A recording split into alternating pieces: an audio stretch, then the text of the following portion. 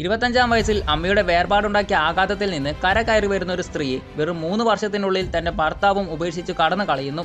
ഒരു കൈക്കുഞ്ഞുമായി തെരുവിലേക്ക് ഇറങ്ങി ഇനി എന്ത് എങ്ങനെയെന്നൊരു എത്തും പിടുത്തവുമില്ലാതെ നട്ടം തിരിഞ്ഞ നാളുകൾ. പട്ടിണിയും പരിവട്ടവുമായി നടക്കുന്ന സ്ത്രീക്ക് തന്റെ മകളെ പോറ്റുവാൻ ഗവൺമെന്റിന്റെ മാസ പെൻഷനായി കാത്തിരിക്കേണ്ടി വരുന്നുണ്ട്. ആത്മഹത്യയുടെ വക്കിലെത്തി നിന്നപ്പോഴും മനസ്സിൽ കുഞ്ഞുനാൾ മുതലേ കയറിക്കൂടി എഴുത്തെന്ന സ്വപ്നത്തെ അവർ ചേർത്ത് പിടിച്ചു. തന്റെ തൂലിക പടവാളായി ഏന്തി എഴുത്തുകൾ ആരംഭിച്ചു. ഒടുവിൽ 12ഓളം എഴുത്തുകൾ നിരസിച്ചെങ്കിലും ബ്ലൂംസ്ബെറി എന്ന പബ്ലിഷർ ഒരു അവസരം നൽകുകയും തന്റെ 32-ാം വയസ്സിൽ വിപണിയിലിറക്കിയ പുസ്തകമാണ് Harry Potter and the philosophers stone.